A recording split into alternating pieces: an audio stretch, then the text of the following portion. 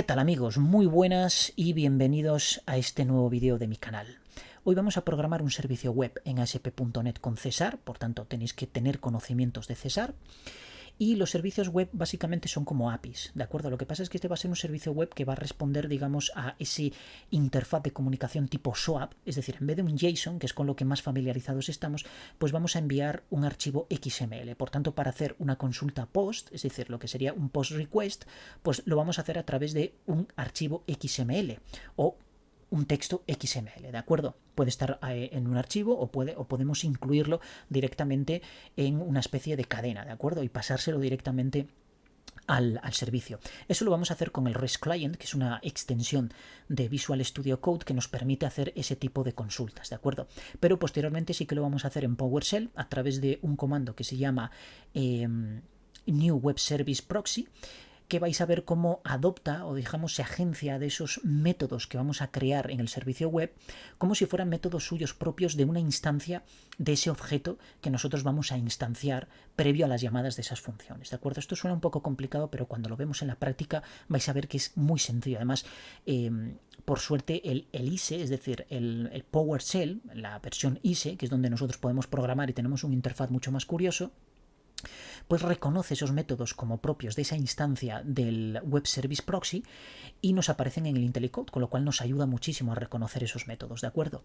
Bien, pero posteriormente, aparte de esto, lo vamos a hacer también con un pequeño script en Node, ¿de acuerdo? Por tanto, vamos a necesitar un módulo que trabaje con SOAP y, por supuesto, algo que nos convierta XML a JSON para poder manejarlo de una manera mucho más sencilla en nuestra aplicación de Node, ¿de acuerdo? Bien, pues vamos a empezar. Entonces, lo primero es crear un proyecto de ASP.NET Framework, evidentemente C#. Si obviamente trabajáis con Visual Studio.NET, perdón, con Visual Basic.NET, pues lo hacéis con Visual Basic porque realmente es exactamente igual, es decir, tampoco vamos a utilizar algo que no esté en Visual Basic, ¿de acuerdo? C# para mí es mi lenguaje preferido o uno de los preferidos junto con JavaScript, por tanto lo voy a hacer en C# porque digamos que de Visual Basic tampoco es que tenga yo mucho conocimiento, ¿de acuerdo? Es indagar, porque realmente la sintaxis es muy sencilla y toda la metodología, tanto Link como todo esto, pues es exactamente igual. Bien, entonces una aplicación seleccionáis aquí, en el caso de que nos aparezca aquí, a mí me aparece ya de proyectos anteriores, entonces bueno, buscaríais aquí sencillamente ASP.NET y os aparecerá directamente ya .NET Framework. Fijaos, aquí está en Visual Basic y aquí está en C#. A mí me interesa el de C#, lo seleccionáis y le dais a siguiente. Entonces ahora creáis una web application. Bueno, pues podemos poner, en este caso como es un servicio web, pues vamos a poner servicio web, pero le vamos a llamar porque funciones matemáticas, ¿de acuerdo? Es un nombre un poco largo, pero en este caso es lo que vamos a desarrollar, un servicio web para funciones matemáticas. Le damos a crear. La solución, bueno, tengo una solución aquí, no guardar, no la guardamos y en este caso creamos una aplicación web ASP.NET vacío. Este paso anterior a vosotros nos va a aparecer, a mí me aparece porque ya tenía un proyecto abierto con anterioridad, ¿vale? A iniciar el vídeo. Lo dejé abierto sin querer y por eso, bueno, no era necesario grabarlo porque era algo totalmente diferente a esto. Entonces seleccionamos que sea vacío, no quiero nada, en este caso no quiero que me cree solo una estructura básica de ese servicio, le damos a crear. Y a continuación él nos va a crear, pues, bueno, en este caso nos ha creado una estructura básica donde pone aquí el nombre servicio web funciones matemáticas. Bueno, pues ahí tenemos que clicar con el botón derecho e ir aquí a agregar y nos aparecerá todo este menú con todas estas opciones. Entonces nosotros iremos a nuevo elemento. Y aquí nuevo elemento, aquí en el buscador, ingresaremos servicio, ¿de acuerdo? Entonces nos filtrará por estos dos elementos y el que me interesa a mí es este servicio web ASMX. Le damos un nombre. Por ejemplo, vamos a ponerle, vamos a seleccionar esto nada más y ponemos servicio web, sencillamente. Perfecto, le damos a agregar y entonces él me crea pues el típico scaffolding básico de estos servicios, ¿de acuerdo? Que básicamente es esta clase, o lo principal es esta clase. De hecho, todo lo demás podríamos borrarlo, pero bueno, lo vamos a dejar ahí porque tampoco nos molesta, pero son comentarios y todo esto son referencias que en este caso tampoco es que nos hagan sean demasiado relevantes, ¿de acuerdo? Pero esta clase sí. esta clase es la que nosotros vamos a compilar, obviamente el namespace y todas las dependencias, que está link, que es la librería principal que vamos a utilizar para calcular la inmensa mayoría de los métodos que vamos a generar, ¿de acuerdo? ¿Qué métodos vamos a generar? Pues vamos a generar un método que nos calcule, bueno, que nos identifique si realmente un número es primo o no. Vamos a calcular el factorial, la mediana, la serie de Fibonacci, una serie aleatoria y por supuesto vamos a descomponer un número en factores primos de forma que nos devuelva una cadena de texto formateada de manera que sea un producto de exponente, de un producto de, si lo diré, de potencias, ¿de acuerdo? No de exponentes. Exponentes sí, pero de potencias, ¿de acuerdo? Un producto de potencias. Es decir, vamos a tener, por ejemplo, 10. 10 es divisible por 2 y por 5 exclusivamente, y 2 y 5 son números primos porque se basa en eso, ¿de acuerdo? En descomponer en factores primos. Entonces, 2 y 5, bueno, pues nos aparecerá 2 asterisco 5. Pero imaginaos otro número que fuera, pues, qué sé yo, que fuera divisible 2 veces por el 2. Pues entonces no es 2 por 2, sino que será 2 elevado al cuadrado, ¿de acuerdo? Es lo que quiero eso, es decir, ese número elevado al cuadrado, que es lo mismo que 2 por 2. Si en vez de elevado al cuadrado está al cubo, pues pondremos al cubo, a la quinta, a lo que sea. Pero en este caso el exponente, pues vamos a utilizar el carácter circunflejo para hacer esa representación, ¿de acuerdo? Bien, esto ya lo hemos hecho en JavaScript en otro vídeo, donde yo os enseñaba cómo crear, pues, este tipo de funciones con JavaScript, ¿de acuerdo? Pero ahora vamos a complicarlo un poco más y vamos a hacerlo en César, que es un poco más enreversado, pero vais a ver que es muy parecido, ¿de acuerdo? Bien, entonces, como os comentaba aquí, lo principal es esta clase. Esta clase, como veis, deriva de esta otra, que es Web Service, y es la que precisamente nos brinda la oportunidad de etiquetar cada una de las funciones que nosotros vamos a crear con este atributo, que es WebMethod, que es el que se va a publicar luego en nuestra web, porque si no lo ponemos, pues él lo considerará como una librería, como una función de esa clase, pero no lo va a publicar. Es decir, no va a ser un método web, ¿de acuerdo? Ni va a pertenecer al servicio. Entonces, esa función la podremos utilizar internamente dentro de estos métodos web, pero no se publicará. Lo veréis luego cuando lo vayamos haciendo. Porque todo esto son conceptos nuevos, pero según lo vayamos desarrollando, pues vais a ir entendiendo muchas cosas. Bien, entonces el primer método que vamos a utilizar es el de calcular si un número es primo o no lo es. Para ello yo voy a reutilizar esto, entonces me va a devolver un bol, porque sencillamente va a devolver si es verdadero o si es falso. Es decir, si lo es verdadero, si no, pues nos devolverá falso, ¿de acuerdo? No se va a llamar hello world, sino que se va a llamar es primo, ¿de acuerdo? Y va a devolver... en este caso le voy a poner true para que no nos dé el error ahí, pero va a devolver otra cosa diferente, ¿de acuerdo? De hecho, vamos a hacer una cosa, porque lo voy a implementar directamente aquí. Entonces vamos a partir de enumerable y vamos a utilizar el método range. Como ya os dije, todo lo vamos a hacer con LINQ, ¿de acuerdo? Es una librería muy importante que hay que conocer muy bien y todos estos métodos pues son, buenos métodos para utilizar LINQ, ¿de acuerdo? Bien. Entonces, a este método tenemos que pasarle un parámetro, que en este caso va a ser un entero, ¿de acuerdo? Y aquí el range pues va a empezar en 1 y a continuación pues va a llegar a parent, ¿de acuerdo? Es decir, vamos a tenerlo desde el número que le pongamos como argumento de entrada al método exprimo, pues va a ser el límite superior de esta serie numérica que nos va a generar range. Recordemos que range lo que nos devuelve es un interfaz enumerable, ¿de acuerdo? En este caso de tipo entero. Recordemos que enumerable es genérico, por tanto tenemos siempre que indicarle qué tipo de números va a devolver. En este caso, como estamos trabajando con enteros a través del método range, pues lo que nos va a devolver es un número entero. Y a continuación vamos a utilizar el método count, que nos devuelve, digamos, el número de elementos que contiene esa colección de elementos sobre la que vamos a iterar.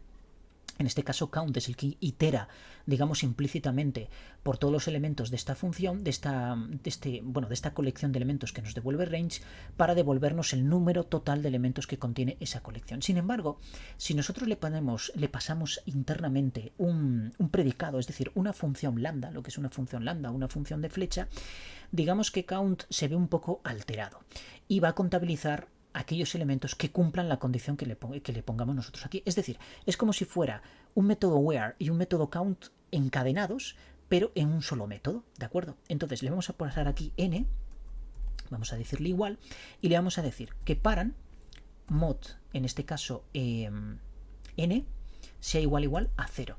Y esto que sea igual a 2. Y ahora os explico el objetivo de todo esto. Fijaos, lo que estamos generando aquí es una serie del 1 hasta el número que pasemos como argumento de entrada a este método. Imaginaos que paran vale 10, ¿de acuerdo? Entonces aquí irá del 1 al 10. Luego count irá contabilizando todos aquellos números de este rango que hemos creado aquí que cumplan con esta condición. Es decir, que paran entre, que el resto deparan entre este número, que es el que está, el que nos devuelve, digamos, este rango de aquí, sean divisibles. Es decir, que este número sea divisible por paran. Si no lo es, o bueno, más bien, sí, correcto, que este número sea divisible por paran, ¿de acuerdo? Si no lo es, pues entonces esta función no nos devolverá 0, nos devolverá otro valor diferente, ¿de acuerdo? Y él no lo contabilizará, ese número no lo contabilizará. Sin embargo, si es divisible por n, si paran es divisible por este número que le pasamos aquí, pues entonces lo contabilizará. Y así sucesivamente. Es como una especie de filtrado, pero dentro del método count. Entonces, para que un número sea primo, la contabilidad que nos tiene que devolver count tiene que ser 2. Es decir, un número primo es divisible siempre por la unidad y por sí mismo. Por tanto, nos tiene que devolver 2. Entonces, esta expresión de aquí ya nos devolverá verdadero o falso. ¿De acuerdo? Ni más ni menos. Bien, si grabamos esto y lo probamos, le damos a ejecutar. Fijaos que ahora nos va a lanzar el explorador y nos va a aparecer pues toda una especie de web donde vamos a ver el listado de métodos que acabamos de implementar. En este caso solo tenemos un método, fijaos, es primo, ¿de acuerdo? Yo pico aquí y me aparece este formulario donde si yo introduzco un número, por ejemplo 3, le doy a invocar y fijaos que me está devolviendo que efectivamente ese número es primo, y lo es, ¿de acuerdo? Cerramos aquí, pero si yo ahora le meto, por ejemplo, el 1 y le doy a invocar, fijaos que me está devolviendo falso porque ese número no es primo, ¿de acuerdo? Perfecto. Entonces esto, primeramente, en principio está funcionando. Ahora vamos a ver qué llamada tenemos que hacer a través de un método tipo REST o de una aplicación tipo REST para actuar sobre para consumir ese servicio web. Bueno, pues tenemos que copiar todo esto. Vamos a copiar todo esto, nos vamos a quedar con algo y nos vamos a ir aquí a servicio web, es decir, este es Visual Studio. Entonces fijaos, nos vamos aquí a extensiones y en extensiones tenéis que tener aquí instalada una extensión que se llama REST Client, ¿de acuerdo? Esta de aquí, yo ya la tengo instalada, pero sería sencillamente darle aquí a instalar, ¿de acuerdo? Y una vez que le dais a instalar, entonces, ¿qué tenéis que hacer? Cerráis esto, os vais aquí y vamos a crear un archivito que se llame, por ejemplo, query.rest. Fijaos cómo cambia ya el icono, me cambia aquí a una especie de mundo y con dos flechas de entrada y salida, y entonces yo aquí ya puedo pegar este código que he utilizado antes, ¿de acuerdo? Vamos a poner esto un poco mayor, de esta forma. Entonces aquí vamos a formatear esto de forma que esto me aparezca en una sola línea. Yo aquí ya puedo hacer cosillas. Vamos a ir eliminando cosas que no necesito. Por ejemplo, todo esto no lo necesito. Esto tampoco lo necesito y esto está mal porque no es esta dirección la que tiene que atacar, sino que tiene que atacar concretamente esta de aquí, ¿de acuerdo? Tengo que indicarle localhost el puerto y a su vez la dirección del servicio web que estamos programando, que bueno, básicamente sería esto poniéndole localhost con el puerto, ¿de acuerdo? Perfecto. Una vez que tenemos esto, yo voy a cerrar esto, voy a minimizar esto y aquí le tengo que pasar un parámetro. Entonces este int yo lo tengo que sustituir. Fijaos que realmente esto lo que crea es un envelope, es decir, una especie de sobre. A continuación le pone, o de empaquetado más bien, de paquete. A continuación le pone un cuerpo y luego sí que va la función que yo acabo de definir, que en este caso es la función esprimo, etiqueta esprimo, y los parámetros de entrada, es decir, el paran, y ya me pone aquí que tengo que pasarle un int. Entonces fijaos, si yo meto 10, ahora le doy botón derecho y le digo enviar consulta. Fijaos que lo que me está devolviendo aquí, aparte de toda la respuesta que nos da el servidor, pues es un archivo XML y aquí me dice efectivamente que el resultado de esprimo, fijaos, esprimo result, me dice que es falso, ¿de acuerdo? Porque 10 obviamente no es primo. Si yo aquí pongo 3 y vuelvo a hacer lo mismo, pues fijaos que esto cambia a true, ¿de acuerdo? Por tanto, estoy haciendo una consulta hacia el servidor, pasándole toda esta parametrización. Daos cuenta que el content es este, le estoy especificando aquí que el content es text XML. Esto, bueno, es el conjunto de caracteres, que lo habitual es utilizar el UTF-8, y luego, por supuesto, pues la URL, y por supuesto con el método que vamos a utilizar, que en este caso es el post, ¿de acuerdo? Y le pasamos a continuación lo que es la URL de nuestro servicio web. Entonces, con esto, nuestro servidor interpreta todo este código y nos devuelve un resultado en el mismo formato, es decir, en formato XML, ¿de acuerdo? Y fijaos que aquí tenemos la respuesta. Bien, esto ahora parece así como muy descompuesto, pero luego a través de otros métodos vamos a poder hacerlo mucho mejor. Fijaos, vamos a arrancar el ISE, vamos a abrir el PowerShell, esta pequeña aplicación de aquí, ¿de acuerdo? Que la tenéis disponible, por supuesto, en Windows 10 y en Windows 11.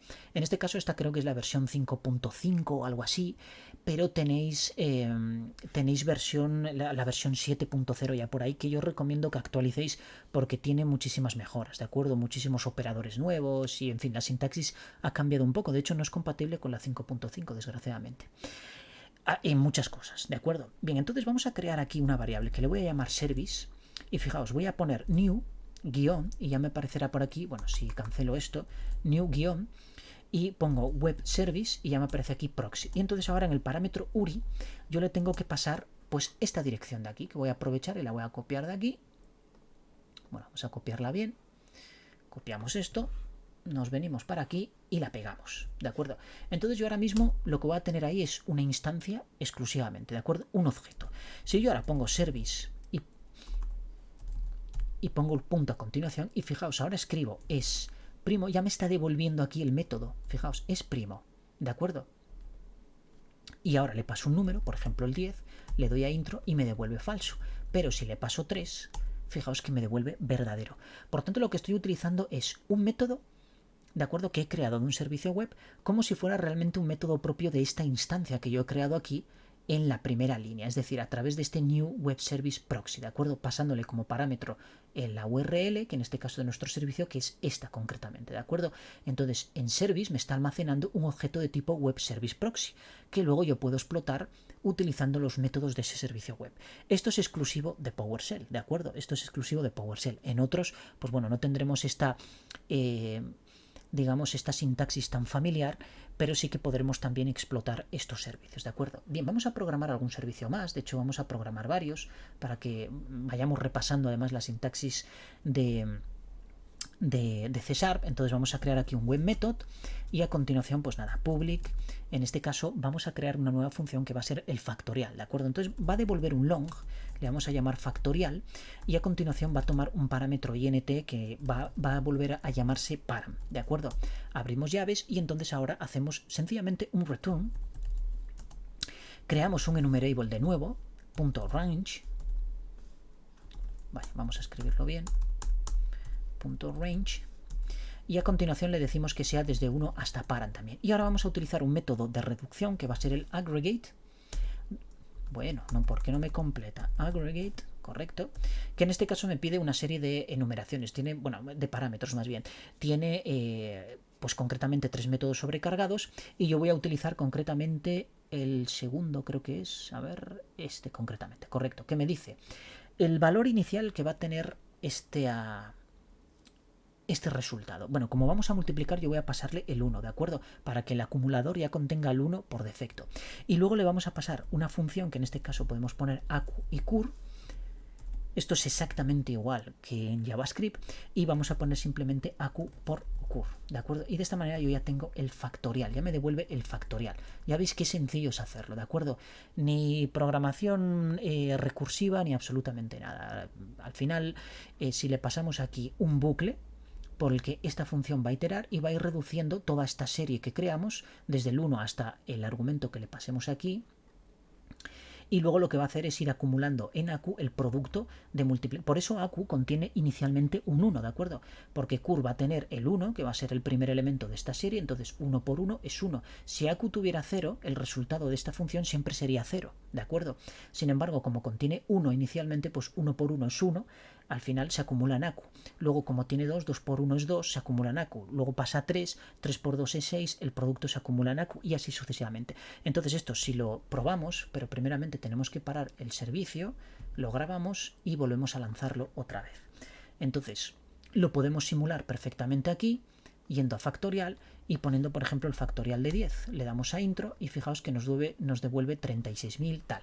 Si vamos aquí y yo pongo $service, me voy a dar cuenta de que ahora además hay un factorial, bueno, igual no me aparece por aquí todavía, no, pues parece ser que no me aparece. Entonces vamos a volver a crear la instancia y ahora sí que me aparecerá aquí factorial. Entonces ponemos 10 y fijaos que me devuelve el mismo resultado. Si esto lo hacemos con el REST Client, pues tendremos lo mismo. Lo que pasa es que aquí yo voy a tener que cambiar esto de factorial, ¿de acuerdo? Sencillamente cambiar esto por factorial. y obviamente pues el cierre también, ¿de acuerdo? Por eso estoy poniendo paran en todos, ¿vale? Para no cambiar este. Entonces le pasamos aquí el factorial de 5, que sabemos que es 120, y lanzamos la consulta. Y fijaos que aquí tengo 120. Si os dais cuenta está funcionando perfectamente. Vamos a crear más métodos ya seguidos para ir viendo pues bueno, cómo esto va creciendo y cómo podemos explotar muchos más métodos, ¿de acuerdo? Todos los métodos han de ser públicos para poder acceder a ellos, y en este caso vamos a crear, por ejemplo, pues la serie de Fibonacci, ¿de acuerdo? Que va a ser muy fácil. ¿Qué nos va a devolver? Nos va a devolver un string en este caso, podría devolver un array perfectamente, en fin, lo que quisiéramos, ¿de acuerdo? Y le vamos a pasar un tamaño, pero en este caso vamos a poner paran también para no modificar luego pues toda la parametrización del proceso este de XML, ¿de acuerdo? Bien, entonces vamos a crear una lista, y esta lista pues la vamos a crear de tipo int, vamos a llamarle Fibo, y como siempre pues ponemos new list, que ya nos completa aquí, perfecto, y le vamos a pasar dos parámetros inicialmente, que va a ser el 0 y el 1. Ponemos punto y coma. Entonces fijaos, yo ahora lo que voy a crear es un for each. Este for each le voy a pasar, por ejemplo, aquí una variable de tipo entero que le vamos a llamar n. ¿Y de dónde voy a extraer ese valor de n? Bueno, pues sencillamente de un enumerable, punto range, y entonces aquí le pasamos desde 2 hasta paran, ¿de acuerdo? Y ahora sencillamente lo que vamos a hacer es que en Fibo.add, ¿y qué vamos a almacenar? Bueno, pues vamos a almacenar Fibo, en este caso n-2 más Fibo, y en este caso n-1, ¿de acuerdo? Y aquí ya tengo pues prácticamente el método hecho. Sin embargo, devuelve una cadena. Bueno, pues vamos a return. Entonces utilizamos string, la clase string, y a su vez utilizamos el método join, ¿de acuerdo? ¿Y join qué nos pide? Pues un parámetro inicial que va a ser con el que va a unir todos los elementos de esa lista, y a continuación Fibo. ¿De acuerdo? Cerramos y ya tenemos el método perfectamente hecho, ¿de acuerdo? Bien, esto ya nos devolvería toda la serie de Fibonacci en función del tamaño que nosotros le pongamos aquí. Si queremos 5 elementos, pues hasta 5, y así sucesivamente. Más métodos.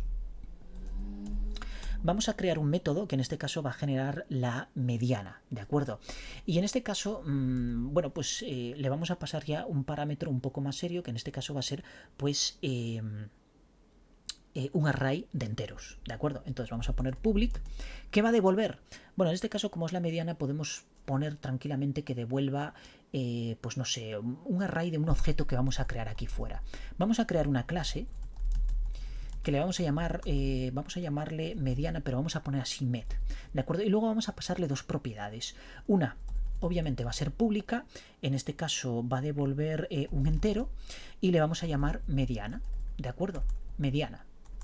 Vamos a ponerlo en minúscula para diferenciarlo con respecto a lo que es el método, que le vamos a llamar también, o bueno, vamos a ponerlo en mayúscula, y luego al método le llamamos de otra manera, obtener mediana o calcular mediana o algo así. Y ahora le pasamos las propiedades, sencillamente get y set, ¿de acuerdo? De esta forma.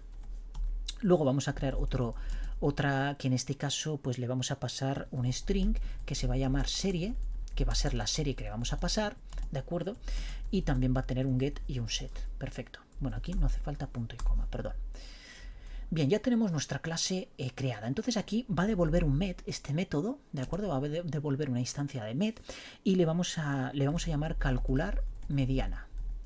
Y el parámetro que le vamos a pasar pues va a ser un array, donde le vamos a llamar, en este caso da igual cómo le llamamos porque ya no va a ser un paran, pero bueno, podríamos llamarle paran también. Vamos a llamarle paran y listo. Bien, entonces lo primero que tenemos que hacer es calcular, es ordenar ese array que nos pasa. Entonces eso lo hacemos con el método short, y le pasamos paran, ¿de acuerdo? Sencillamente lo ordena y digamos que modifica ese parámetro de paran. Pero bueno, como no lo estamos pasando como referencia, pues nos da exactamente igual, ¿de acuerdo? Porque se va a modificar paran, pero internamente, no externamente. Bien, a continuación lo que vamos a hacer es, vamos a devolver una instancia de med, le hemos llamado una instancia de med, y vamos a crearla aquí. Entonces, ¿qué le vamos a pasar como propiedad mediana? Pues le vamos a pasar lo siguiente. A ver, para obtener la mediana, nosotros generalmente lo que hacemos es coger el parámetro que le pasamos una vez que está ordenada toda esa serie, que le pasamos como parámetro de entrada. Entonces lo que tenemos que hacer es calcular el elemento medio. ¿Y cómo calculamos el elemento medio?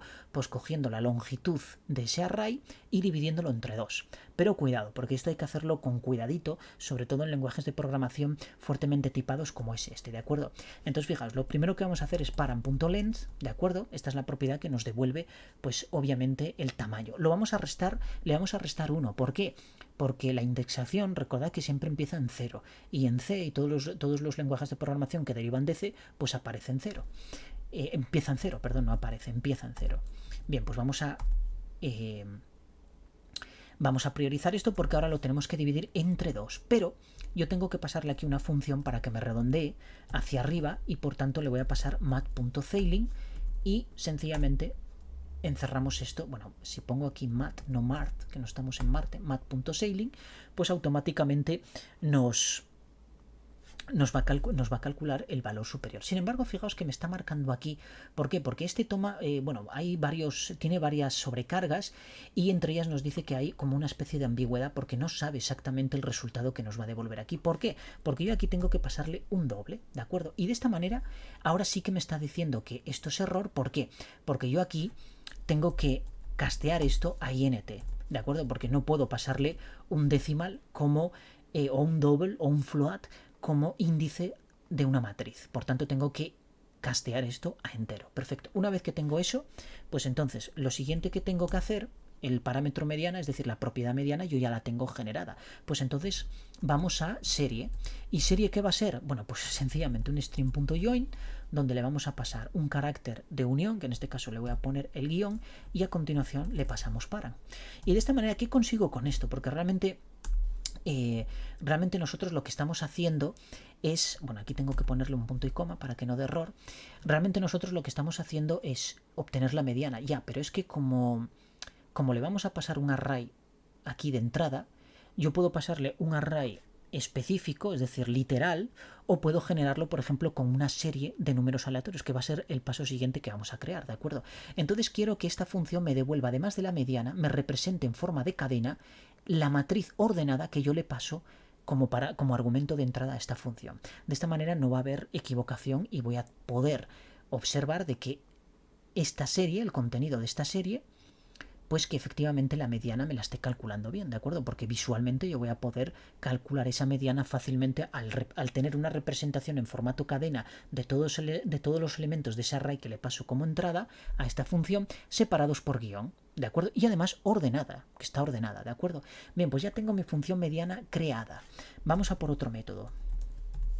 Vamos a crear otro método que en este caso va a ser la generación de una serie aleatoria. Por tanto, ¿qué me va a devolver? Bueno, me va a devolver un array de enteros. Vamos a llamarle serie aleatoria, ¿de acuerdo? ¿Y qué parámetro le vamos a pasar? Pues bueno, un tamaño, ¿de acuerdo? El parámetro de entrada va a ser un tamaño. ¿Y qué nos va a devolver? Bueno, pues nos va a devolver, obviamente, un array de enteros, pero que esos enteros han sido generados aleatoriamente. Entonces, para generar aleatoriamente yo me voy a crear un objeto random que le voy a llamar rand y voy a crear aquí random. De esta manera, ¿de acuerdo? Ya tengo mi objeto ahí.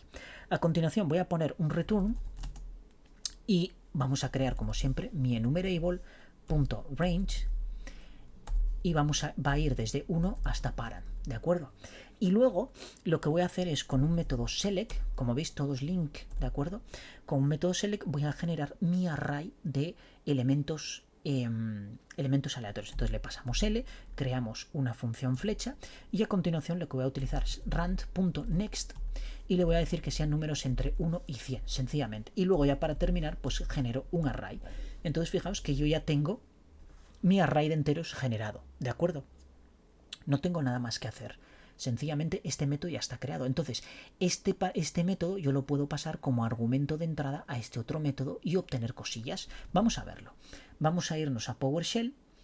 Primeramente vamos a detener esto, que nunca me acuerdo. Lo grabamos y volvemos a lanzar otra vez el servicio web, ¿de acuerdo? Bien, entonces ahora nos vamos a ir aquí a PowerShell, vamos a crear de nuevo esta instancia para que recupere los nuevos métodos y entonces ahora en $service. Fijaos, yo voy a crear primeramente una mediana, perdón, es calcular mediana Y aquí le puedo pasar, claro, si se lo paso ordenado, pues tengo ese problemilla, ¿no? De que le voy a pasar un array ordenado. Pero bueno, vamos a pasársele, por ejemplo, del 1 al 7, que recordad que tienen que ser números impares, ¿de acuerdo? Le doy a intro y fijaos que me dice que la mediana es el número 4, que es correcto, ¿de acuerdo? Mediana y serie. Fijaos el objeto que me está devolviendo, qué bonito, ¿verdad? Con las propiedades, etcétera. Si yo le paso un array de elementos pares, él me devuelve también la mediana. Lo que pasa es que no se corresponde con eso porque me está devolviendo el 5. Pero fijaos que aquí hay 4 elementos y aquí hay 3. Esto se podría validar dentro del método, ¿de acuerdo? La forma de validar esto pues sería comprobar si la longitud, es decir, si el número de elementos de ese array es par o no lo es, que sería coger la propiedad length, utilizar el operador mod 2 igual a 0 y entonces a partir de ahí pues que devolviera cualquier otra cosa, pues o que lanzara una excepción mismamente, ¿de acuerdo? Pero bueno, en este caso eso no lo vamos a hacer porque es relativamente sencillo y no quiero alargar este vídeo demasiado. Ahora fijaos, si yo aquí le digo $service serie aleatoria y le digo un tamaño, por ejemplo, de 7 elementos. Entonces le doy a intro y fijaos que ahora me pasa la serie generada de números aleatorios y además me está calculando la mediana, 41, ¿de acuerdo? Por tanto, esto está perfectísimo. Bien, vamos a obtener otro método que es el método de los divisores. ¿De acuerdo? El método de los divisores realmente lo único que nos va a devolver es el número de divisores de un número que le pasemos como entrada, ¿de acuerdo? Y va a ser relativamente sencillo. De hecho, vamos a ponerlo aquí justo debajo de primo, porque es muy parecido a eso. Entonces, fijaos, vamos a poner aquí un webMethod, y aquí, vaya, le vamos a pasar, va a ser public, va a devolver un string, ¿de acuerdo? Y vamos a poner aquí divisores, de esta forma. ¿Y qué le vamos a pasar? Pues obviamente un int, que en este caso va a ser un parent, como estamos haciendo con todo. ¿Y qué va a devolver? Bueno, pues va a devolver, vamos a coger el enumerable, ¿de acuerdo? Vamos a poner un range y a continuación esto va a ir de 1 a parent, ¿de acuerdo? De 1 a parent. Ahora vamos a coger el where, ya no me vale el count, tiene que ser un where, y vamos a decirle exactamente lo mismo, es decir, vamos a indicarle todos aquellos números que sean divisibles por parent, ¿de acuerdo? Entonces ponemos parent mod n igual a 0. Bueno, pues aquí me va a devolver un array de todos esos elementos que sean divisibles por parent, ¿de acuerdo? Le ponemos un array, creamos un array, cerramos aquí y claro, obviamente me está dando error porque está esperando un string. Bueno, pues vamos a poner aquí string.join y vamos a decirle que me lo concatene, por ejemplo, con la coma y a continuación el espacio en blanco, ¿de acuerdo? Cerramos esto, punto y coma, y ya tenemos nuestro método de divisores. Bien, pero ahora viene lo verdaderamente interesante, que es el método que nos devuelve los factores primos, ¿de acuerdo? Entonces, fijaos, vamos a crear un webMethod de nuevo y vamos a poner public. Y para explicaros antes una cosilla, voy a crear aquí un comentario. Fijaos, cuando tenemos un número como 10, nosotros esto lo expresamos, vamos a ponerlo así, como 5, bueno, en este caso sería 2 por 5, porque siempre va a empezar con el número primo más pequeño, en este caso 2 por 5, ¿de acuerdo? 2 por 5 obviamente es 10. Imaginaos que tenemos, por ejemplo, el número 8. 8 sabemos que es 2 por 2 y por 2, ¿de acuerdo? Bueno, pues yo no quiero expresar esto así. Es decir, yo no quiero este listado de números primos, de factores primos, sino que lo quiero de esta manera. Quiero esto elevado al cubo. De esta manera es como lo quiero yo. Y es precisamente en esta lógica en la que se basa este método que vamos a crear ahora. Entonces vamos a abrir con public. Va a devolver también un string porque lo vamos a concatenar todo. Le vamos a llamar factores primos.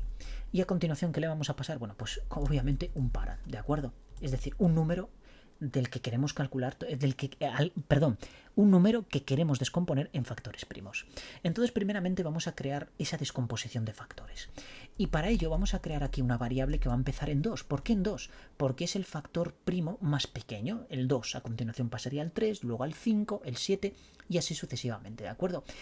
Luego, a continuación, vamos a crear una lista que en este caso va a ser de enteros, que le vamos a llamar factores, por ejemplo, ¿de acuerdo? Bueno, llamarle como queráis, pero yo le voy a llamar factores. Y le vamos a iniciar new list, int, sencillamente vacía, ¿de acuerdo? Porque tiene que estar vacía, perfecto. Entonces ahora vamos a empezar con la chicha, es decir, determinar los factores primos que son divisibles por ese parent que le estamos pasando a este método. Para ello vamos a crear un bucle y vamos a decir que que este bucle se repita mientras paran sea diferente de 1. ¿Por qué diferente de 1? Bueno, porque si nosotros cogemos 10 y lo dividimos entre 2, inicialmente nos devuelve 5. Si luego 5 lo dividimos entre otro factor primo, que en este caso es 5, nos devolverá 1. Bueno, pues a esta condición van a llegar absolutamente todos los números que nosotros le pasemos aquí. Números enteros, obviamente. Si le pasamos un número decimal, pues eso no es divisible por los números primos, ¿de acuerdo? Tiene que ser siempre un número entero. Bueno, pues la condición límite en la que va a romper ese bucle va a ser precisamente que paran llegue a valer 1. ¿Y cómo va a llegar 1? Bueno, pues va a llegar, vamos a abrir las llaves aquí, va a llegar de la siguiente manera.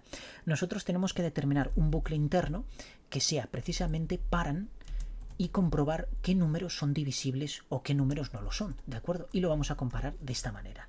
Entonces aquí vamos a abrir también, y en el caso de que entre dentro de este bucle, pues entonces yo a factores.add le voy a incluir aquí ese número, porque sé que es divisible. Perdón, aquí puse un igual y es un 0. Y a continuación lo que voy a hacer es coger paran y lo voy a reducir dividiéndolo entre num, ¿de acuerdo? Que es exactamente lo que os expliqué antes, es decir, primero cogemos por ejemplo el 10, lo dividimos entre 2 y me da 5. ¿Por qué lo estoy dividiendo entre 2? Bueno, pues 2 es este num concretamente y es esta división la que voy a tener aquí, porque luego este paran lo que voy a comprobar aquí es si vuelve a ser divisible por este num, que inicialmente es 2, ¿de acuerdo? Porque puede ser, como en el caso del 8, que sea divisible por 2 hasta 3 veces, ¿de acuerdo? Entonces eso es lo que quiero obtener y eso es lo que hace este bucle.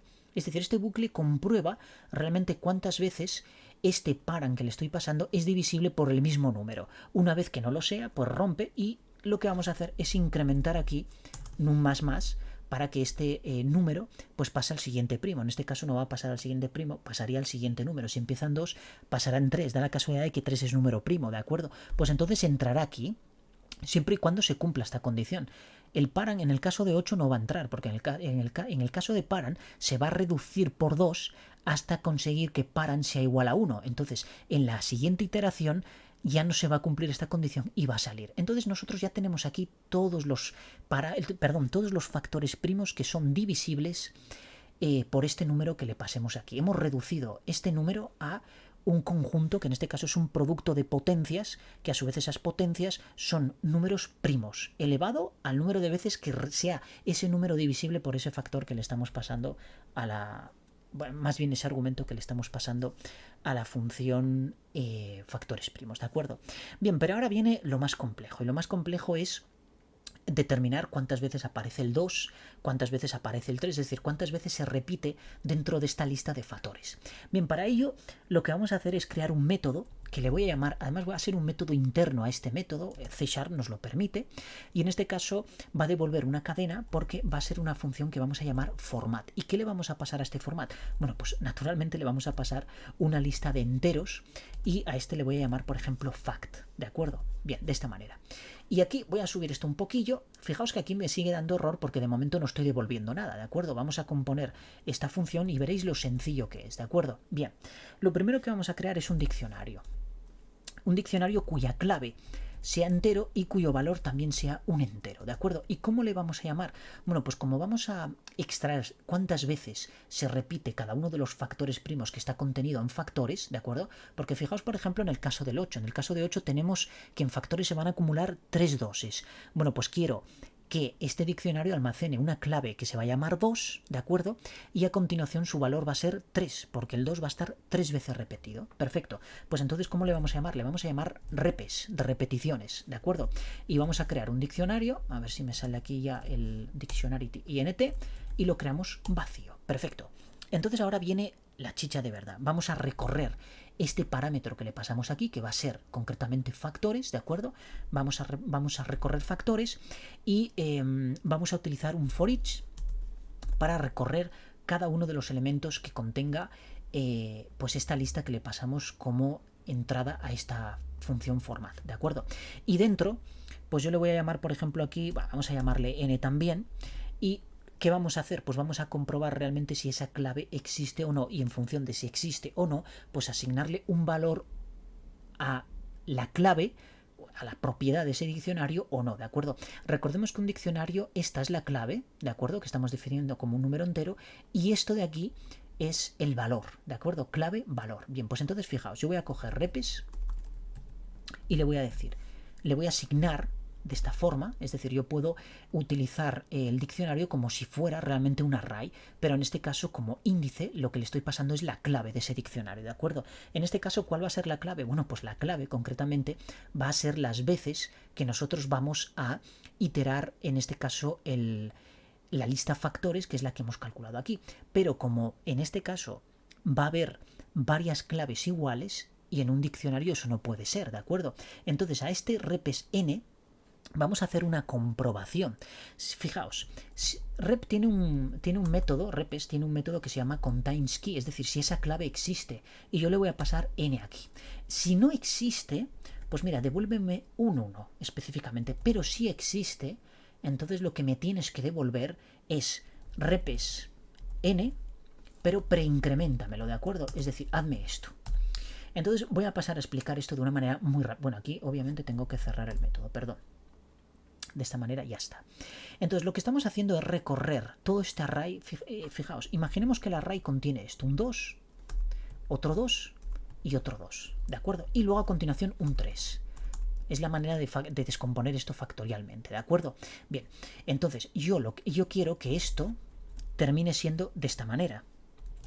Yo quiero que sea 2 elevado al cubo por 3, ¿de acuerdo? Que 3 en este caso pues no vamos a poner elevado a 1 porque no tiene ningún sentido, ¿de acuerdo? Lo hacemos así. Entonces yo tengo que crear una clave que sea la 2 y tengo que indicarle que ese 2 está repetido 3 veces. Bueno, pues es justo lo que estamos haciendo aquí. Fijaos, lo que hemos creado ha sido un diccionario con una clave entera y con un valor entero, ¿de acuerdo? Y le hemos llamado repes. Entonces luego iteramos por cada uno de los elementos de esta lista de aquí, que le vamos a pasar como argumento de entrada a la función format, pero en este caso le llamamos fact, ¿de acuerdo? En vez de factores. Bien, con el método for each lo que estamos haciendo es iterar por cada uno de los elementos. Entonces imaginaos, ¿el primero cuál va a ser? Bueno, pues en el caso práctico el primero va a ser el 2.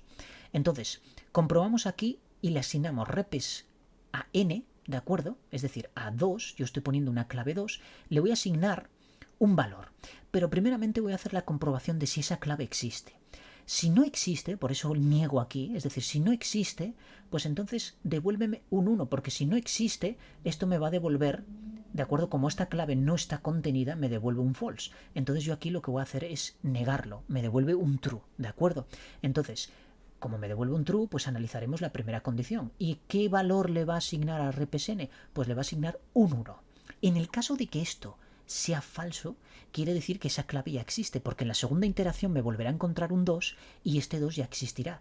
Entonces a repes 2 asígnale el contenido de repsn, pero increméntamelo en una unidad. Es decir, si antes contenía en la primera iteración le asigné un 1, en esta yo lo que estoy haciendo es incrementar ese 1 en una unidad, por tanto 2. En la siguiente iteración, es decir, en la tercera me voy a encontrar con un 2 también. Entonces este repsn se le va a asignar esta segunda condición también, ¿de acuerdo? ¿Por qué? Porque esto va a dar falso y entonces le va a asignar esta parte de la condición, es decir, del operador ternario, ¿de acuerdo? Si es verdadero es esta parte, si es falso es esta parte. Entonces ese 2 que contenía en la iteración anterior lo incrementa en una unidad y le asigna 3.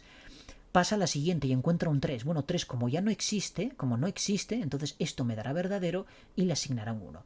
Aquí nos podríamos evitar este operador de negación e intercambiar estos dos. Pero bueno, realmente es exactamente igual, ¿de acuerdo? A mí me gusta más así, de forma que si es falso, es decir, primero asignar el 1 en la primera iteración, siempre y cuando no exista esa clave, y luego ya en las siguientes pues asignar el verdadero incremento, ¿de acuerdo? Es decir, el número de repeticiones de ese número. Bien, pues esto ya creo que está más que explicado. ¿Qué vamos a devolver aquí? Bueno, pues aquí en este caso lo que vamos a devolver es una cadena de texto ya formateada. Entonces vamos a poner un return y lo que vamos a crear es un string.join, ¿de acuerdo?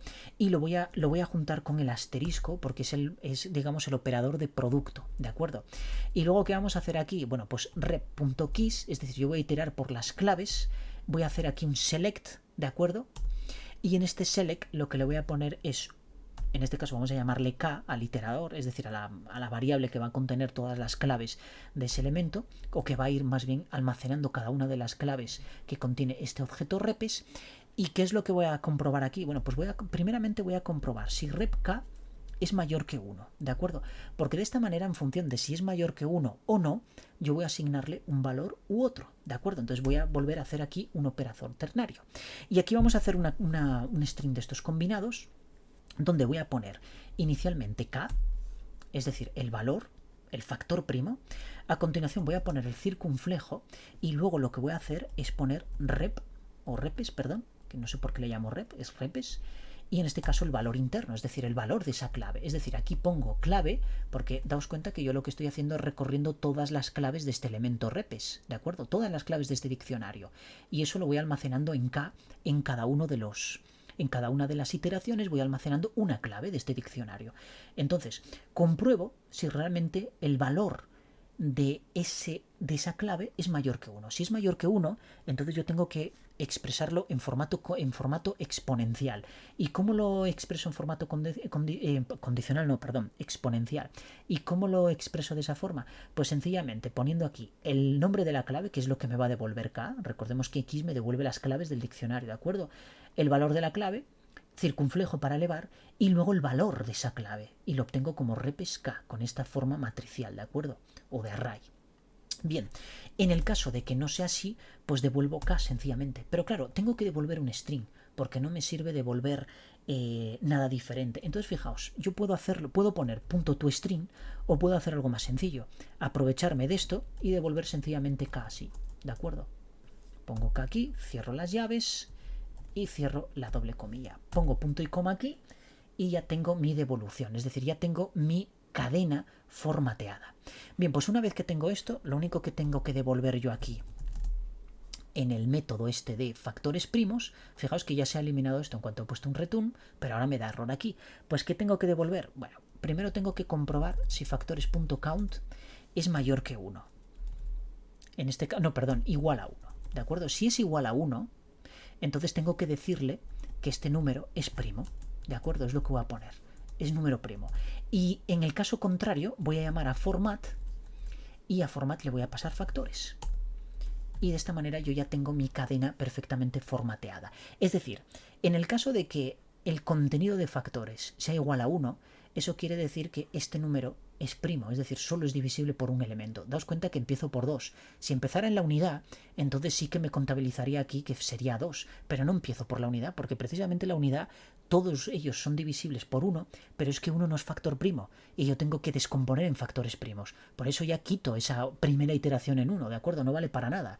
Es más, probablemente nos descontextualizara un poco bueno, más bien tergiversara un poco el resultado, ¿de acuerdo? La verdad es que no probé empezando eso por 1, pero bueno, con esto sabemos que el resultado funciona perfectamente. Bien, entonces ahora vamos a empezar a probar cosas.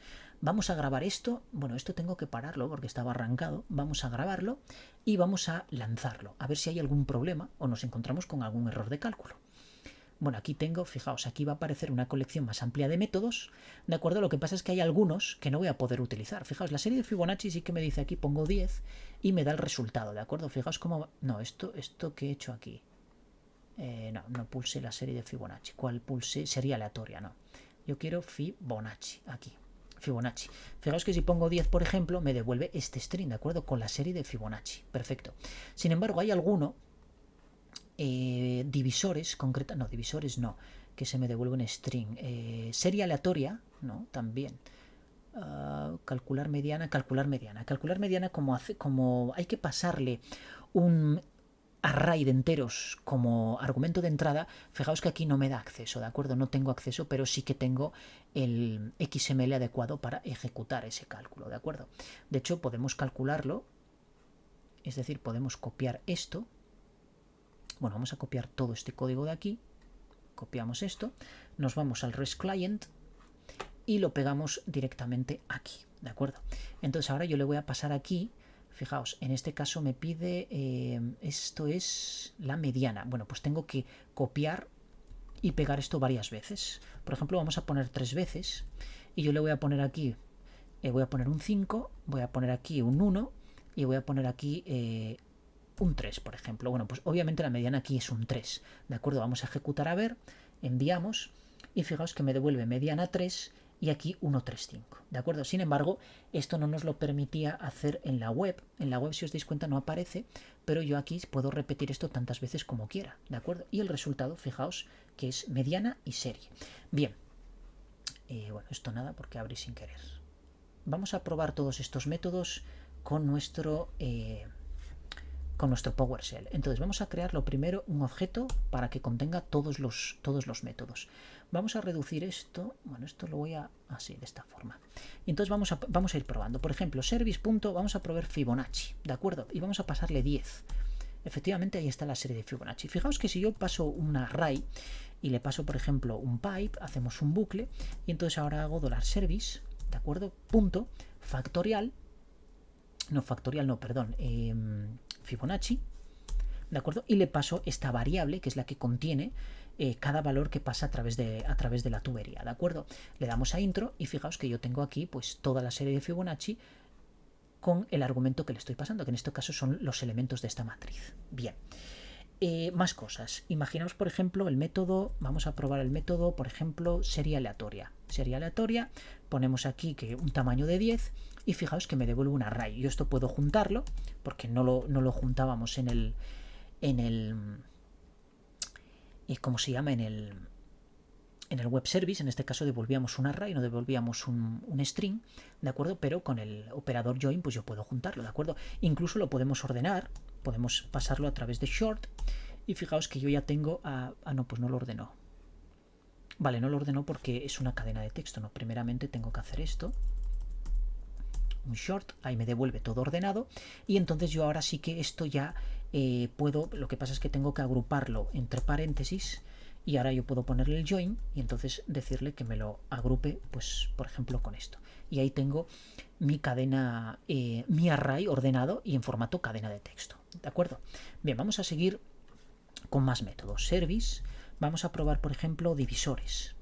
Los divisores, bueno, si pongo 10, por ejemplo, de 2200, un número grande, pues fijaos que me devuelve todos estos, el 1, el 2, el 4, en fin, incluso obviamente el mismo.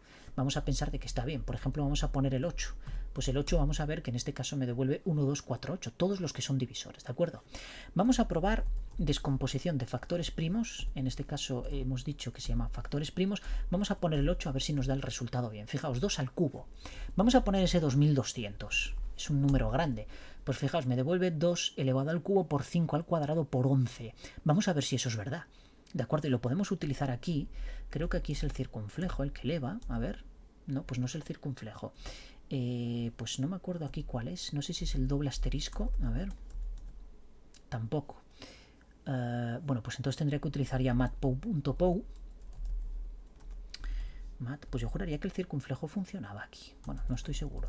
Utilizamos pow y ponemos, en este caso, bueno, 2 elevado al cubo, que sabemos que es 8. O sea, tampoco... Bueno, vamos a hacer una cosa. 8 por 10, que es lo que me da 5 al cuadrado, y por 11. Obviamente esto pues me va a dar los 880, ¿no? Pues eso está mal. Ah, bueno, 5 al cuadrado es 25, perdón. Sí, claro, ahora sí. 25, 2200. ¿De acuerdo? No es 10, es 5 elevado al cuadrado. Como veis, lo está haciendo perfectamente. Más funciones. Teníamos la mediana y serie aleatoria. Serie aleatoria ya la hemos probado. Vamos a probar, por ejemplo, la mediana. Punto mediana. Perdón, era calcular mediana. Y le pasábamos un array. Vamos a aprovechar el array este que calcula serie aleatoria, le pasamos, por ejemplo, tienen que ser 9 elementos porque tiene que ser impar, le damos a intro y fijaos que lo que me está devolviendo es esta cadena que ha generado de manera aleatoria. En este caso la mediana es 52. Comprobémoslo: 1, 2, 3 y 4, 4 elementos a su izquierda y otros 4 a la derecha, y da la casualidad de que todos estos elementos son los de la derecha mayores que la mediana y los de la izquierda menores que la mediana. Por tanto, como veis, está funcionando perfectamente, ¿de acuerdo? Es decir, hemos creado una especie de web service a través del cual nosotros podemos acceder perfectamente y bueno, pues generar algunas cosas interesantes, algunos métodos matemáticos que por ejemplo no están implementados. ¿Podríamos crear esas mismas funciones en PowerShell y evitar hacer esa consulta? Sí, por supuesto, como todo, ¿no? Pero entonces los servicios web no tendrían ningún tipo de sentido. Precisamente están ahí para ahorrarte tú el cálculo y que otra gente que piensa mucho más que nosotros pues los haya hecho y los haya implementado. Bien, pues entonces ahora solo nos queda para terminar este vídeo una última parte, y es crear aquí, yo me voy a cerrar esto, le voy a decir que no salve, aunque, bueno, lo tengo aquí de todas maneras que lo puedo copiar, vale, perfecto. Entonces fijaos, vamos a crear aquí un archivo, yo lo voy a llamar index.js y vamos a instalar algunas cosas que vamos a necesitar para trabajar con esto, ¿de acuerdo? Vamos a abrir una consola. En este caso, bueno, tengo aquí vamos a poner function prompt, vamos a hacer el prompt un poco más pequeño, donde le vamos a poner un return y en este caso, pues sencillamente esto, espacio así, cerramos y ya tenemos un prompt para que no se vea todo ese prompt tan grande, ¿de acuerdo?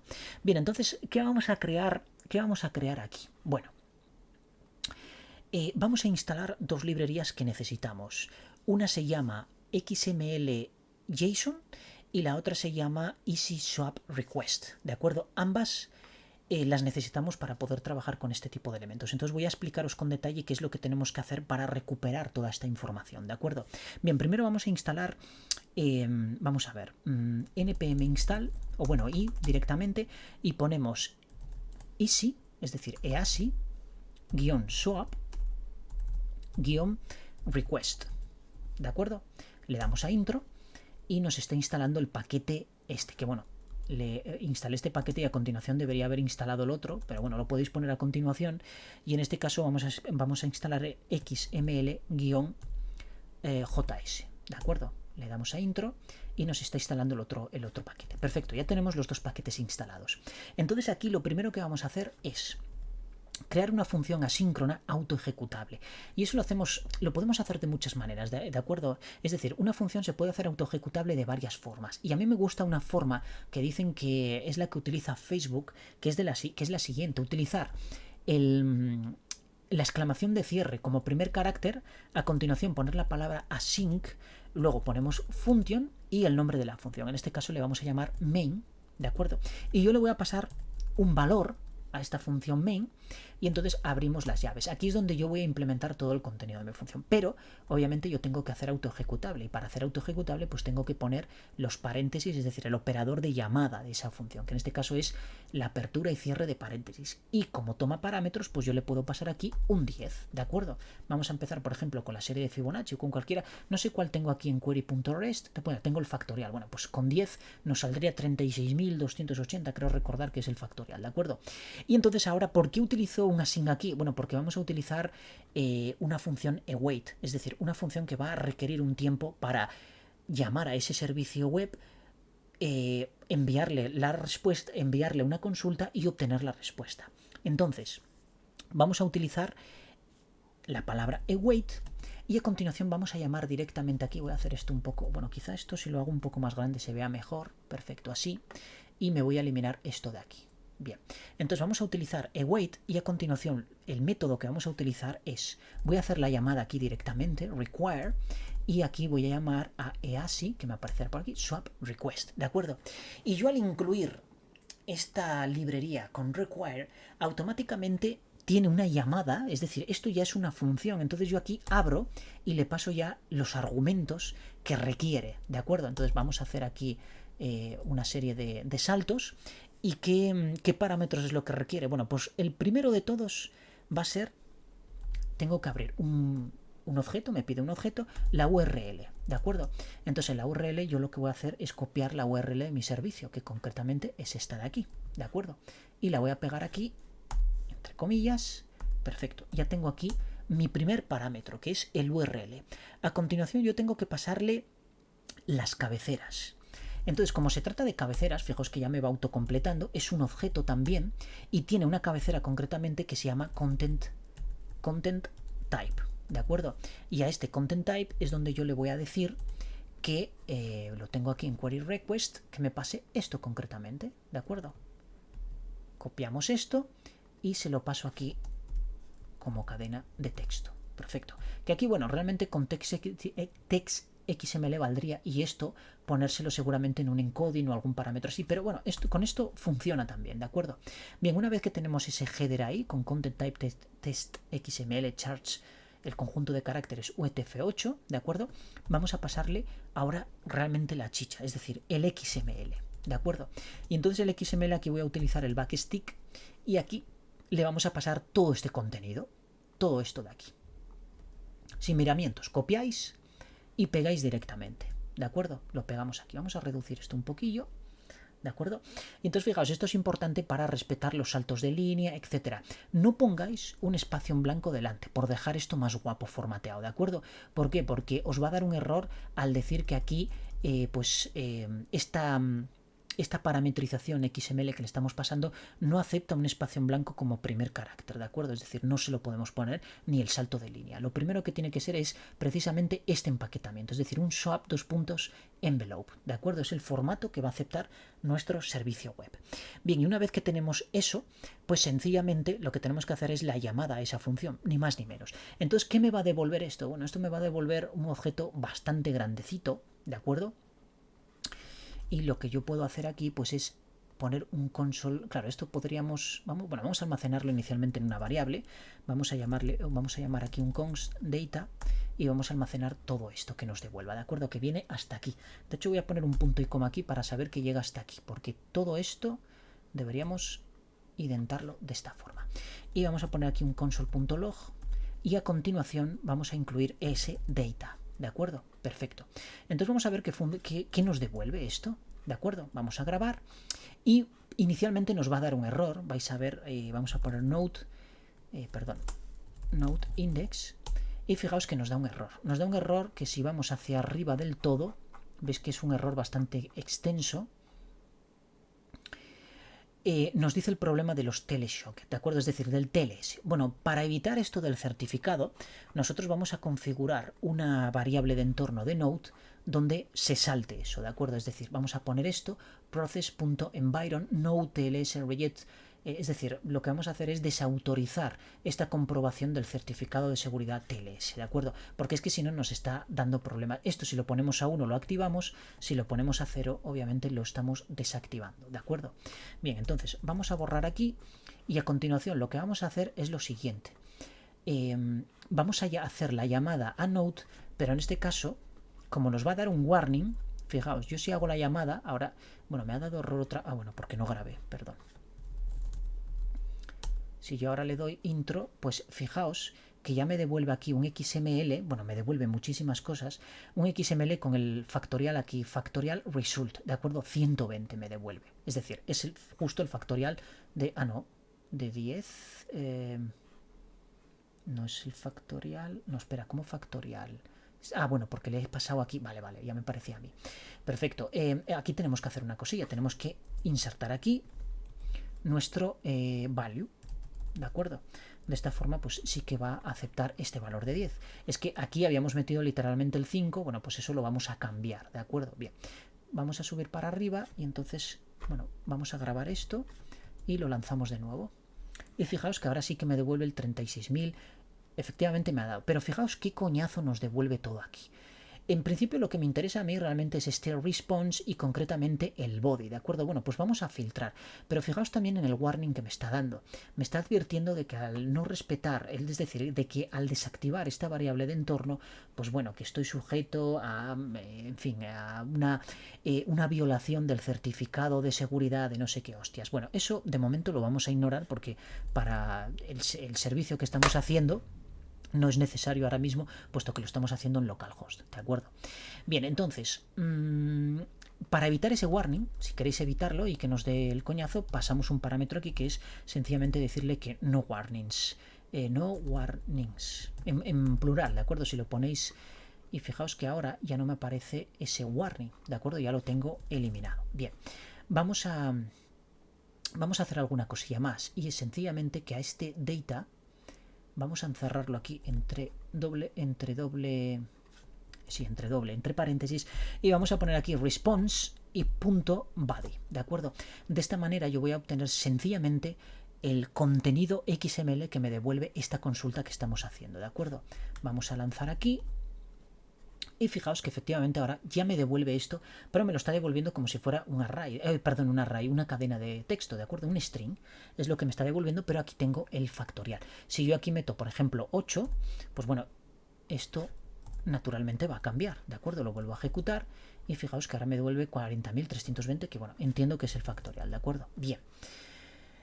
Sin embargo, yo lo que quiero obtener es específicamente el resultado, ¿de acuerdo? Vamos a crear una cosilla más, vamos a poner aquí un action, porque va a ser la acción que le vamos a pasar aquí. En este caso, estábamos pasándole factorial. Yo, por ejemplo, si quiero Fibonacci, sencillamente esto, y entonces aquí yo tengo que insertar ese action, ¿de acuerdo? Aquí y aquí. De esta manera yo tengo el action y puedo llamar a Fibonacci directamente con este 8.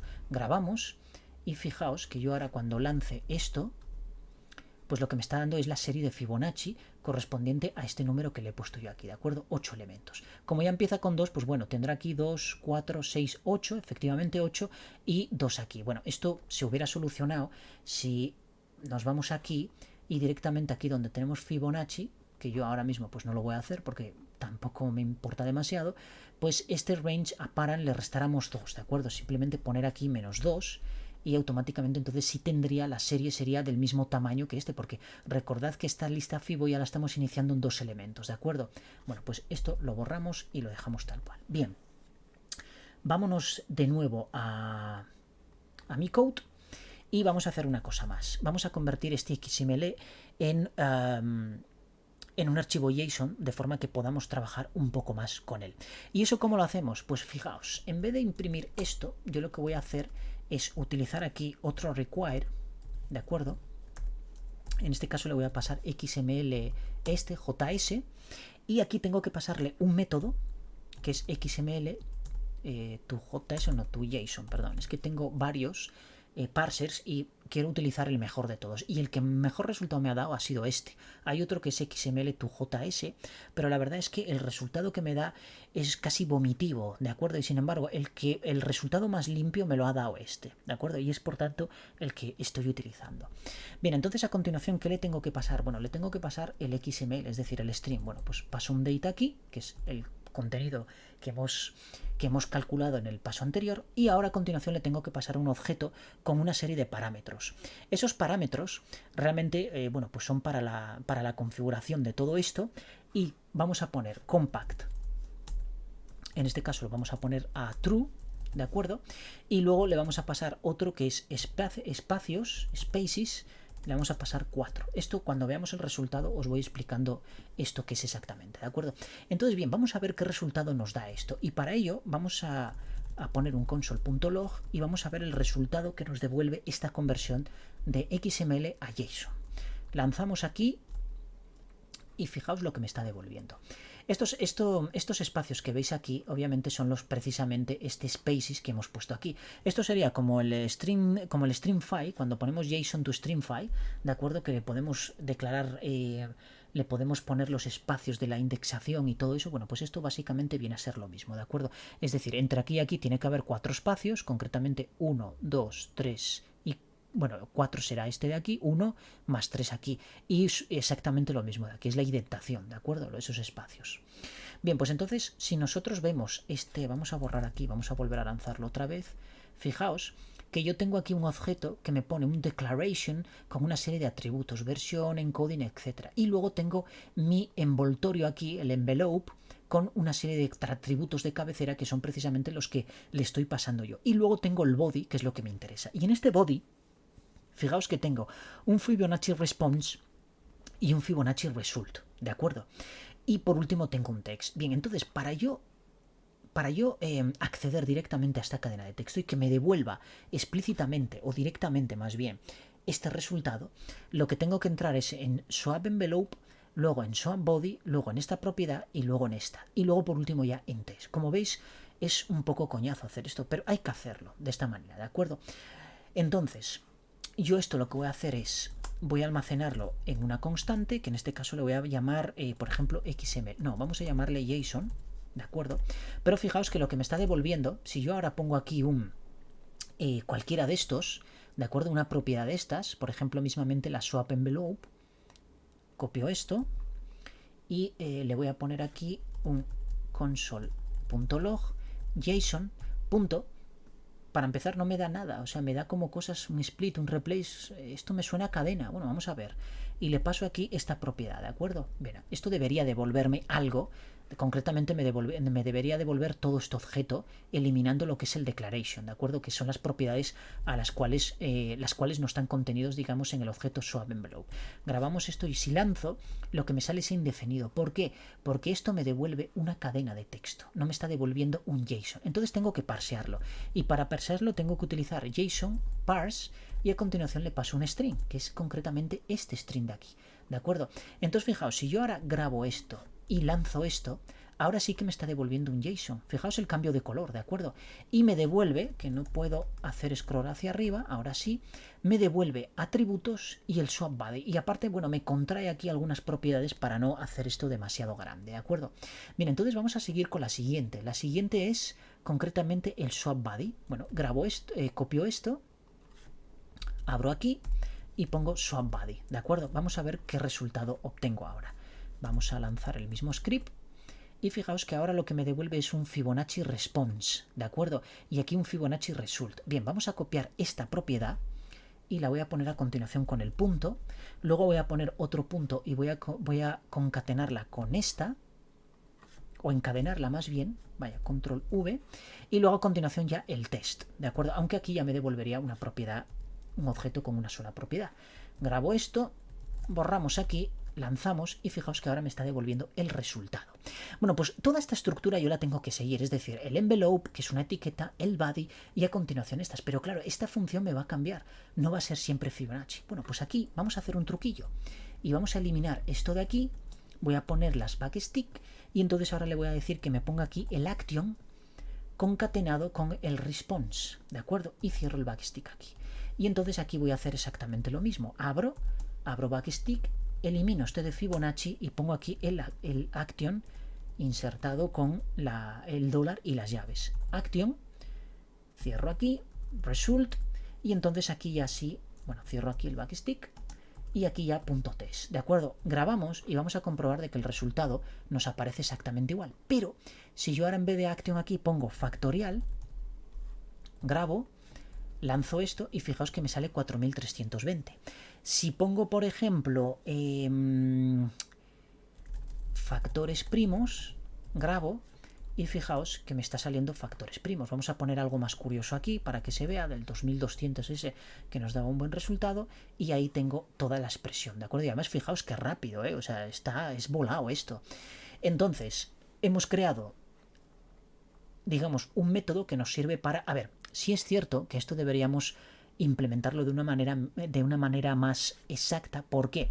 Porque yo tengo métodos que este parent se repite n veces. Entonces, claro, yo tendría que poner aquí que en función del action que ponga aquí, pues esto me lo pueda repetir varias veces, como por ejemplo sería el caso de la mediana, en el cual yo puedo pasarle un array de elementos, ¿de acuerdo? Bien, eso se podría hacer. Yo no lo voy a hacer, pero sencillamente sería incluir aquí un for each e ir concatenando a una cadena que creáramos aquí, de forma que ir componiendo el XML. Es relativamente sencillo y no quiero alargar esto más porque llevamos casi como una hora de vídeo y no quiero prolongar esto más, ¿de acuerdo?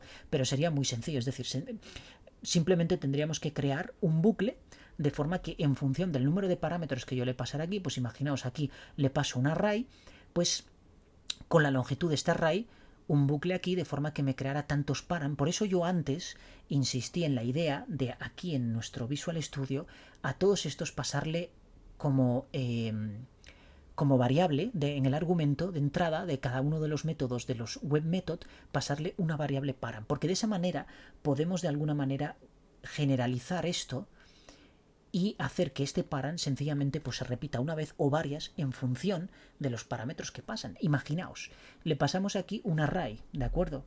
Le pasamos aquí un array o no le pasamos nada. Esto podría ser perfectamente, yo puedo ponerle aquí un MX y decirle que por defecto tome este valor, ¿de acuerdo? Valor vacío. ¿De acuerdo? Entonces, bueno, yo aquí puedo ponerlo, puedo no incluirlo, no me va a dar error. Si este array está vacío, pues no contiene absolutamente nada. Por tanto, que me imprima exclusivamente una sola vez. Si contiene más, si contiene elementos, pues entonces que me imprima esto y me lo concatene a una variable global que pondríamos aquí, que sería, por ejemplo, pues mismamente XML o XML data, lo como fuera, e ir componiendo nuestra propia cadena de params, ¿de acuerdo? Porque este action de aquí, el swap y toda esta cabecera, esto no iba a variar. Lo único que iba a variar era el número de parámetros, ¿de acuerdo? Recordad que, por ejemplo, cuando teníamos aquí en el... Bueno, lo tengo aquí concretamente. Bueno, no es este, vamos a irnos aquí, pero si vamos a calcular mediana, fijaos que en este caso yo tenía que coger y repetir... bueno, no sé qué hice aquí ahora. Bueno, aquí, eso es. Lo que tenía era que repetir este parámetro varias veces, ¿de acuerdo? Que es un INT. Mira, concretamente lo estaba diciendo yo, no repetir paran, sino que es repetir, fijaos, el INT de dentro, es decir, que no es el paran, ¿de acuerdo? Esto no va a cambiar, va a ser paran siempre, como en el caso aquí, pero en este caso este paran sí que acepta, como solo acepta un argumento, le pasamos un INT exclusivamente, ¿de acuerdo? O lo que sea. Pero en este caso, en el caso de que sea un array lo que tenemos que pasar, tenemos que pasarle subelementos de tipo INT con el número dentro, ¿de acuerdo? Entonces ahora lanzamos aquí el send request y fijaos que lo que nos está devolviendo pues es concretamente la mediana de esta matriz que le hemos pasado aquí de 3 elementos. Bien amigos, pues yo espero que os haya gustado este vídeo, que ha sido un poco largo, pero bueno, he explicado muchas cosas, el servicio web, cómo consumirlo en PowerShell, cómo consumirlo directamente a través de un REST client de estos, que os vale también Postman. En Postman podréis hacer exactamente lo mismo. Acordaros de desactivar lo del TLS, porque si no, en Postman sí que os va a dar error. De acuerdo, el REST client no, pero el Postman sí que os da error. Tendríais que desactivarlo. Y hemos visto también cómo consumirlo directamente en Node, pues a través de estas dos librerías que son Easy Swap Requests, que es el que nos permite hacer este tipo de consultas, y por supuesto el XML to JSON, que es el que nos permite convertir un XML a JSON y poder manejarlo de una manera mucho más sencilla con Node, ¿de acuerdo? Bueno amigos, pues como siempre os digo, espero que os guste el vídeo, que aprendáis algo y nos vemos en el próximo vídeo. Muchas gracias.